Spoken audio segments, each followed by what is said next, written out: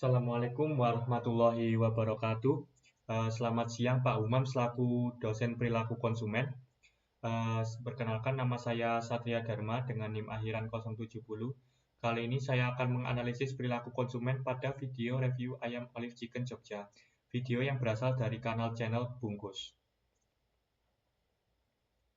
Baik, saya akan memperlihatkan videonya. Enak banget.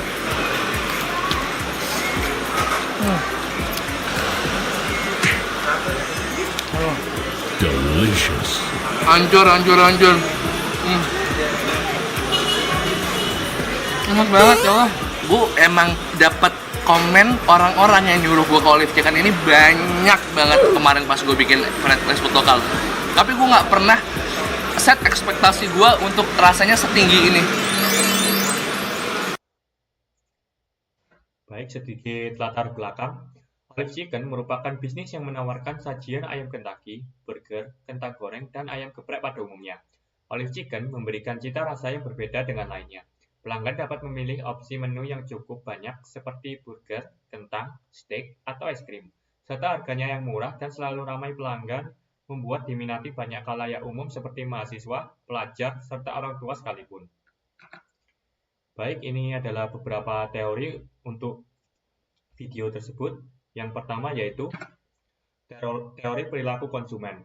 Setiadi mendefinisikan bahwa perilaku konsumen merupakan tindakan yang langsung terlibat dalam mendapatkan, mengkonsumsi, dan menghabiskan produk atau jasa, termasuk proses pengambilan keputusan yang mendahului dan menyusuli tindakan tersebut. Kotler dan Keller menjelaskan bahwa perilaku konsumen yaitu studi tentang bagaimana individu, kelompok, dan organisasi memilih, menggunakan, dan bagaimana barang, jasa, ide, atau pengalaman untuk kebutuhan dan kegiatan mereka. American Marketing Association atau AMA dalam Peter dan Olson sebagaimana yang dikutip oleh Saputri, perilaku konsumen atau consumer behavior merupakan dinamika interaksi antara pengaruh dan kesadaran perilaku dan lingkungan. Tempat manusia melakukan pertukaran aspek-aspek kehidupan. Menurut Adi Nugroho, perilaku konsumen adalah proses pengambilan keputusan dan suatu aktivitas masing-masing individu yang dilakukan dalam rangka evaluasi, mendapatkan, menggunakan, serta mengatur barang-barang dan jasa. Lalu yang selanjutnya yaitu teori motivasi konsumen. Menurut Merna, motivasi konsumen ialah keadaan dalam pribadi seseorang individu yang mendorong keinginan untuk melakukan hal kegiatan-kegiatan guna mencapai sebuah tujuan. Dengan adanya motivasi, seseorang akan menunjukkan suatu perilaku atau tindakan yang diarahkan pada tujuan untuk mencapai kepuasan. Dapat disimpulkan bahwa motivasi muncul karena adanya kebutuhan. Lima Krishna menjelaskan bahwa motivasi merupakan kekuatan yang energik yang menggerakkan perilaku dan memberikan tujuan dan arah pada perilaku. Menurut Setiadi, motivasi yang dimiliki konsumen secara garis besar dapat dibagi menjadi dua kelompok, yaitu motivasi yang berdasarkan rasional. Rasional yaitu menurut pikiran yang sehat, patut, layak. Misalnya seorang konsumen yang lapar karena berada di luar rumah, maka konsumen akan makan di restoran. Yang selanjutnya ada yaitu motivasi yang berdasarkan emosional. Emosional yaitu penuh dengan perasaan. Konsumen membeli dan mengonsumsi produk bukan hanya sekedar nilai fungsionalnya saja, namun juga karena nilai sosial dan emosionalnya. Pemilihan dilakukan atas dasar kemampuan produk untuk menstimulasi dan memuaskan emosi. Lalu yang selanjutnya ada teori kelompok referensi.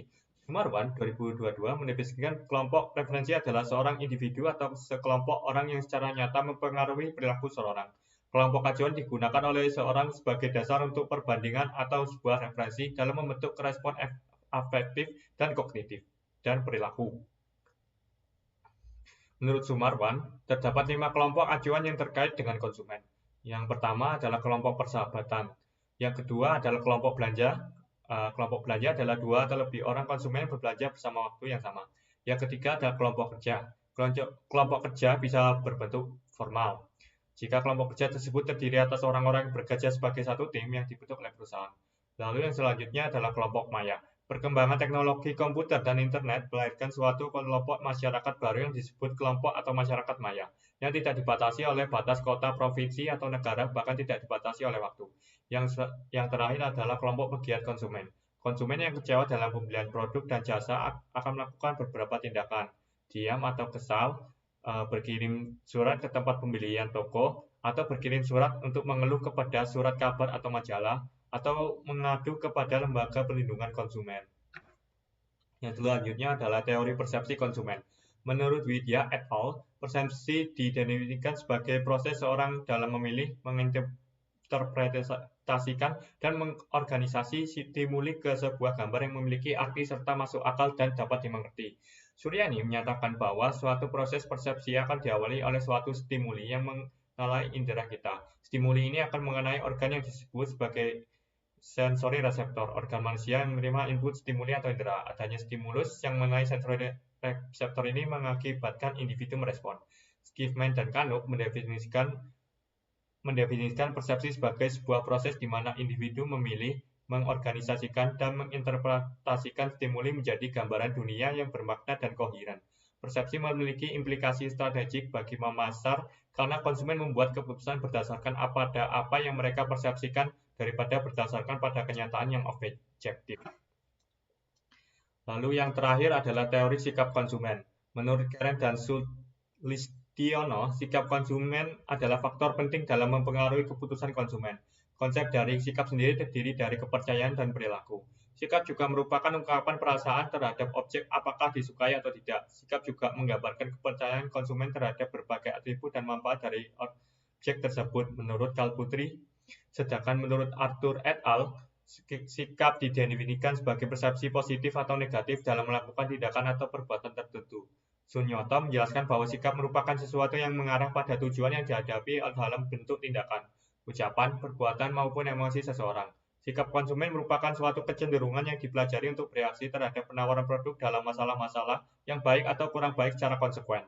Menurut Schiffman dan Canuck dalam Sumarwan, dalam konteks perilaku konsumen, sikap adalah kecenderungan yang dipelajari dalam berperilaku dengan cara menyenangkan atau tidak menyenangkan terhadap suatu objek tertentu. Baik, di sini saya akan mereview jurnal yang relevan untuk video tersebut. Yang pertama yaitu pengaruh motivasi, persepsi, sikap konsumen terhadap keputusan pembelian konsumen Olive Fried Chicken di Gelagasari, Yogyakarta, yang dibuat oleh Salsabila Fitri Maltika Putri, Universitas Sarjana Wiyata Taman Siswa Yogyakarta. Baik, kita akan lanjutkan ke dalam abstrak. Metode penelitian ini ialah kuantitatif, teknik pengumpulan data menggunakan kuesioner atau angket. Hasil penelitian menunjukkan bahwa motivasi, persepsi, sikap konsumen secara simultan berpengaruh positif signifikan terhadap keputusan pembelian. Motivasi berpengaruh positif signifikan terhadap keputusan pembelian, persepsi berpengaruh positif signifikan terhadap keputusan pembelian, dan terakhir sikap konsumen tidak berpengaruh terhadap keputusan pembelian. Dari sampelnya, yaitu berjumlah 110 orang, dan rata-rata konsumennya yaitu Olive Fried Chicken, konsumen dari Olive Fried Chicken. Dan F hitung, berdasarkan hasil uji F dalam penelitian ini menunjukkan bahwa variabel motivasi, persepsi, sikap konsumen secara simultan atau bersama-sama berpengaruh positif signifikan terhadap keputusan pembelian Olive Fried Chicken cabang Gelagasari, Yogyakarta. Hal ini dibuktikan dengan nilai F hitung sebesar 79,766 dengan tingkat kesalahan sebesar 5%, di mana F-tabel 2,69. Maka hasil penelitian ini membuktikan bahwa F hitung lebih besar daripada F-tabel, sehingga dalam penelitian ini secara simultan berpengaruh positif dan signifikan. Lalu selanjutnya hasil penelitian T hitung dari 3 variabel. Berdasarkan hasil dari uji T dalam penelitian ini menyatakan bahwa nilai T hitung variabel motivasi terhadap keputusan pembelian sebesar 5,050 dan SIG sebesar 0,000.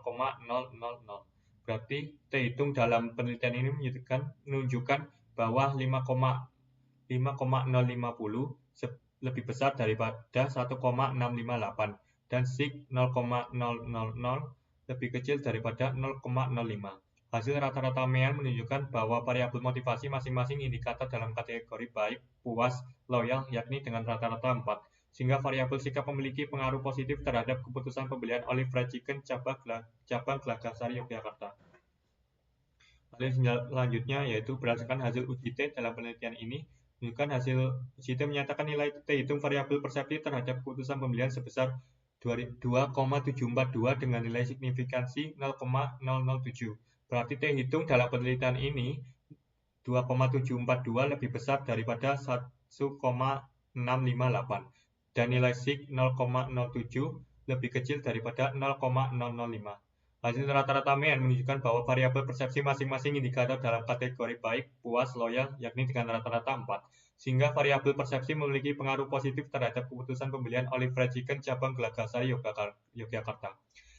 Lalu yang terakhir, yaitu variabel sikap. Berdasarkan hasil uji T dalam penelitian ini menunjukkan hasil uji T menyatakan nilai T hitung variabel sikap konsumen terhadap keputusan pembelian sebesar 1,545 dengan nilai SIK 0,125. Berarti nilai T hitung dalam penelitian ini menunjukkan 1,545 lebih kecil daripada 1,658 dan nilai SIK lebih besar 0,125 lebih besar daripada 0,05, sehingga dapat disimpulkan bahwa variabel sikap konsumen tidak memiliki pengaruh positif terhadap keputusan pembelian Olive Fried Chicken cabang Gelagasari Yogyakarta. Baik, kita akan menggabungkan hasil penelitian tersebut, yaitu dari variabel motivasi, persepsi, dan sikap ke video tersebut. Penjelasan motivasi, persepsi, dan sikap terhadap video. Dalam video tersebut, teori motivasi sangat berpengaruh dalam keputusan pembelian.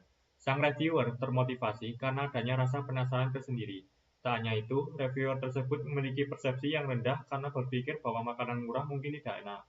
Tetapi setelah membeli dan mengkonsumsi makanan di Olive Chicken, sang reviewer memiliki persepsi yang berbeda. Sehingga dapat dikatakan bahwa variabel persepsi memiliki pengaruh dalam keputusan reviewer dalam pembelian di Olive Chicken. Namun reviewer mungkin masih belum meyakinkan bahwa makanan enak akan bisa murah, sehingga sikap terhadap makanan murah masih belum berubah. Baik, saya akan menjelaskan jurnal yang kedua, yaitu pengaruh kelompok rujukan terhadap keputusan pembelian skincare generasi Z atau kelompok referensi, yang dibuat oleh Ahmad Syarifuddin dan A. Umul Khairin Nurdin dari Setia Amkop dan Institut Agama Islam Negeri Palopo. Abstraknya, jenis penelitian ini adalah kuantitatif. Hasil dari penelitian ini menunjukkan bahwa kelompok persahabatan X1 tidak mempunyai pengaruh yang signifikan terhadap keputusan pembelian skincare, karena nilai T hitung lebih kecil daripada nilai T tabel. Kelompok belanja X2 tidak berpengaruh secara signifikan terhadap keputusan pembelian skincare, dengan nilai hitung lebih kecil daripada nilai T tabel. Kelompok kerja atau X3 mempunyai pengaruh yang signifikan terhadap keputusan pembelian skincare, dengan nilai T hitung lebih besar daripada T tabel. Kelompok masyarakat maya mempunyai pengaruh yang signifikan terhadap keputusan pembelian skincare, dengan nilai T hitung lebih besar daripada T tabel. Kelompok persahabatan, kelompok berbelanja, kelompok kerja, dan kelompok masyarakat maya berpengaruh secara simultan terhadap keputusan pembelian skincare sebesar 49,3%, sisanya 50,7%, dipengaruhi oleh variabel lain di luar dari model regresi ini. Nah, sampel yang digunakan yaitu sebanyak 100 orang dari lingkungan Gen Z. Kemudian ada hasil penelitian F hitung. Dari hasil tabel 4.9 diperoleh F hitung sebesar 23,110. Ini menunjukkan bahwa F hitung 23,110 lebih besar daripada F tabel, yaitu 2,46. Hal ini berarti variabel independen atau X secara simultan atau bersama-sama mempunyai pengaruh dengan variabel dependent. Lalu hasil penelitian T hitung, saya akan hanya mengambil kelompok masyarakat maya. Variabel kelompok masyarakat maya diperoleh T hitung sebesar 3,38 dengan signifikan sebesar 0,001. Hal ini menunjukkan bahwa T hitung lebih besar dari T tabel sebesar 1,660. Dengan demikian, HA diterima dan HO ditolak. Lalu kita kaitkan dengan penjelasan kelompok referensi maya terhadap video tersebut. Dalam video tersebut, teori kelompok referensi sangat berpengaruh dalam keputusan pembelian. Sang reviewer dimotivasi untuk membeli karena adanya rekomendasi dari kelompok referensi maya. Menurut Sunarwan, perkembangan teknologi komputer dan internet telah melahirkan suatu kelompok masyarakat baru yang disebut kelompok atau masyarakat maya, yang tidak dibatasi oleh batas kota, provinsi, atau negara, bahkan tidak dibatasi oleh waktu. Dalam hal ini, kelompok referensi atau penggemar memberikan word and mouth berupa komenan pada kolom kanal YouTube milik reviewer, bahwasanya Olive Chicken memiliki harga yang murah dengan kualitas yang tidak kalah dengan Facebook Fried Chicken ternama seperti KFC, McDonald's, Burger King, dan lain sebagainya. Terima kasih sudah menyimak. Mohon maaf bila ada kesalahan kata dan kalimat Pak Humam. Saya akhiri. Wassalamualaikum warahmatullahi wabarakatuh.